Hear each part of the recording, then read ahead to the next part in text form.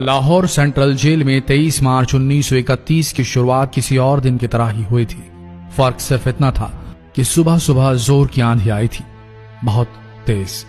लेकिन जेल के कैदियों को थोड़ा अजीब सा लगा जब 4 बजे ही वार्डन चरत सिंह ने उनसे आकर कहा कि वो अपनी अपनी कोठरियों में चले जाएं। उन्होंने कारण नहीं बताया था। उनके मुंह से सिर्फ ये निकला कि आदेश ऊपर से है। अभी कैदी सोच ही रहे थे कि माजरा क्या है।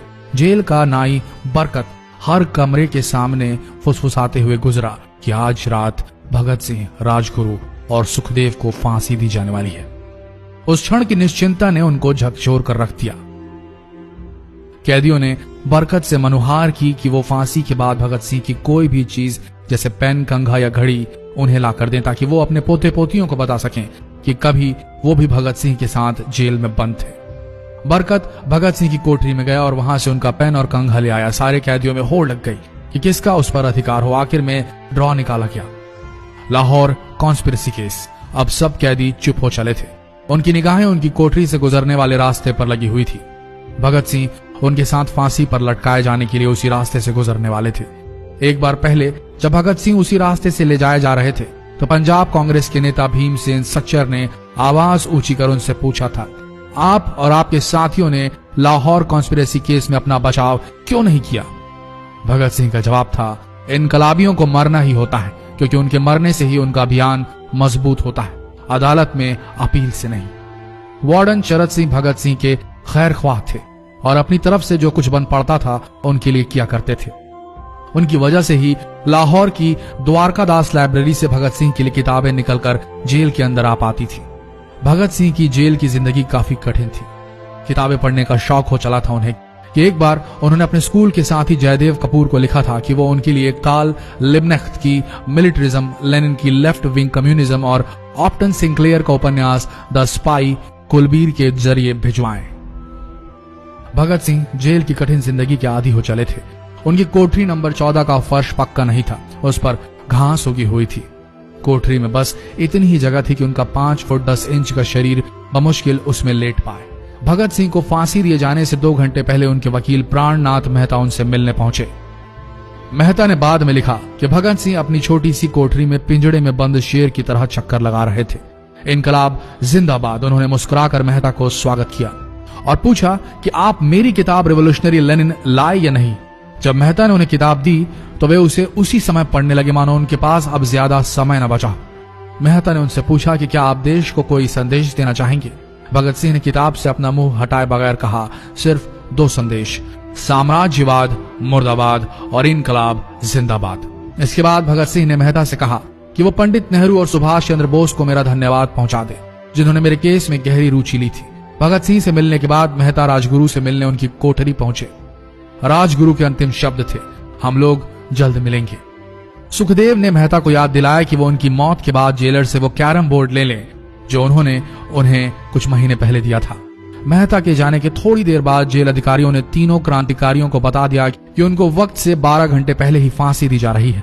अगले दिन सुबह 6 बजे की बजाय उन्हें उसी शाम 7 बजे फांसी पर चढ़ा दिया जाएगा।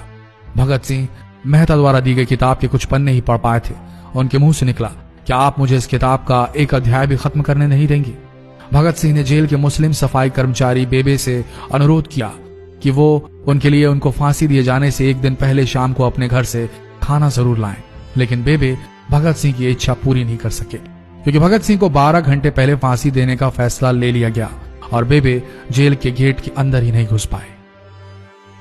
थोड़ी देर बाद तीनों क्रांतिकारियों को फांसी की तैयारी के लिए उनकी कोठरियों से बाहर निकाला गया। भगत सिंह, राजगुरु और सुखदेव ने अपने हाथ जोड़े और अपना प्रिय आजादी गीत गाने लगे। कभी वो दिन भी आएगा कि जब आजाद होंगे हम, या अपनी ही जमीन होगी या अपना आसमान होगा। फिर इन तीनों का एक एक करके वजन लिया गया। सबके वजन बढ़ गए थे। इन सब से कहा गया कि अपना आखिरी स्नान करें। फिर उनको काले कपड़े पहनाए गए लेकिन उनके चेहरे खुले रहने दिए गए। चरत सिंह ने भगत सिंह के कान में फुसफुसा कर कहा कि वाहे गुरु को याद करो। फांसी का तख्ता भगत सिंह लिए बोले, पूरी जिंदगी मैंने ईश्वर को याद नहीं किया। असल में मैंने कई बार गरीबों के कलेश के लिए ईश्वर को कोसा भी है। अगर मैं अब उनसे माफी मांग लूं तो वो कहेंगे कि इससे बड़ा डरपोक कोई नहीं। इसका अंत नजदीक आ रहा है, इसलिए ये माफी मांग रहा है। जैसे ही जेल की घड़ी ने 6 बजाया, कैदियों ने दूर से आती कुछ पद चांपें सुनी। उनके साथ भारी बूटों के जमीन पर पड़ने की आवाजें भी आ रही थी। साथ में एक गाने का भी दबा स्वर सुनाई दे रहा था। सरफरोशी की तमन्ना अब हमारे दिल में है। सभी को अचानक जोर जोर से इनकलाब जिंदाबाद और हिंदुस्तान आजाद हो के नारे सुनाई देने लगे। फांसी का तख्ता पुराना था, लेकिन फांसी देने वाला काफी तंदुरुस्त। फांसी देने के लिए मसीह जल्लाद को लाहौर के पास शाहदरा से बुलवाया गया था। भगत सिंह इन तीनों के बीच में खड़े थे। भगत सिंह अपनी मां को दिया गया वो वचन पूरा करना चाहते थे कि वो फांसी के तख्ते से इनकलाब जिंदाबाद का नारा लगाएंगे। लाहौर जिला कांग्रेस के सचिव पिंडी दास सोंधी का घर लाहौर सेंट्रल जेल से बिल्कुल लगा हुआ था। भगत सिंह ने इतनी जोर से इनकलाब जिंदाबाद का नारा लगाया कि उनकी आवाज सोंधी के घर तक सुनाई दी। उनकी आवाज सुनते ही जेल के दूसरे कैदी भी नारे लगाने लगे। तीनों युवा क्रांतिकारियों के गले में फांसी की रस्सी डाल दी गई, उनके हाथ और पैर बांध दिए गए। तभी जल्लाद ने पूछा, सबसे पहले कौन जाएगा? सुखदेव ने सबसे पहले फांसी पर लटकने की हामी भरी। जल्लाद ने एक एक कर रस्सियां खींची और उनके पैरों के नीचे लगे तख्तों को पैर मारकर हटा दिया। काफी देर तक उनके शव तख्तों से लटकते रहे। अंत में उन्हें नीचे उतारा गया और वहां मौजूद डॉक्टरों लेफ्टिनेंट कर्नल जे नेल्सन और लेफ्टिनेंट कर्नल NS सोंधी ने उन्हें मृत घोषित किया। एक जेल अधिकारी पर फांसी का इतना असर हुआ कि जब उससे कहा गया कि वो मृतकों की पहचान करें तो उसने ऐसा करने से इनकार कर दिया। उसे उसी जगह पर निलंबित कर दिया गया अंग्रेजों द्वारा। एक जूनियर अफसर ने यह काम अंजाम दिया। पहले योजना थी कि इन सब का अंतिम संस्कार जेल के अंदर ही किया जाएगा, लेकिन फिर यह विचार त्यागना पड़ा जब अधिकारियों को आभास हुआ कि जेल से धुआं उठते देख बाहर खड़ी भीड़ जेल पर हमला कर सकती है। इसलिए जेल की पिछली दीवार तोड़ी गई। उसी रास्ते से ट्रक जेल के अंदर लाया गया और उस पर बहुत अपमानजनक तरीके से उन शवों को एक सामान की तरह लाद दिया गया। पहले तय हुआ था कि उनका अंतिम संस्कार रावी के तट पर किया जाएगा, लेकिन रावी में पानी बहुत ही कम था, इसलिए सतलज के किनारे शवों को जलाने का फैसला लिया गया। उनके पार्थिव शरीर को फिरोजपुर के पास सतलज के किनारे लाया गया। तब तक रात के 10 बज चुके थे। इस बीच उप पुलिस अधीक्षक कसूर सुदर्शन सिंह कसूर गांव से एक पुजारी जगदीश अचरज को बुला लाए। अभी उनमें आग लगाई ही गई थी कि लोगों को इसके बारे में पता चल गया। जैसे ही ब्रितानी सैनिकों ने लोगों को अपनी तरफ आते देखा, वो शवों को वहीं छोड़कर अपने वाहनों की तरफ भागे। सारी रात गांव के लोगों ने उन शवों के चारों ओर पहरा दिया। अगले दिन दोपहर के आसपास जिला मजिस्ट्रेट की दस्तखत के साथ लाहौर के कई इलाकों में नोटिस चिपकाया गया, जिसमें बताया गया कि भगत सिंह, सुखदेव और राजगुरु का सतलज के किनारे हिंदू सिख रीति से अंतिम संस्कार कर दिया गया है। तो ये थे भगत सिंह की जिंदगी के वो 12 आखिरी घंटे।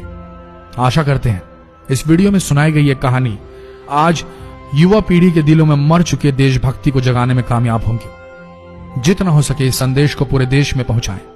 इस वीडियो को शेयर करें फेसबुक पर, व्हाट्सएप पर, और हो सके तो इस पेज को फॉलो करें ताकि ऐसे ही वीडियोस आप तक सही समय पर पहुंच सके। मिलते हैं अगले वीडियो में, तब तक के लिए आप सबका धन्यवाद।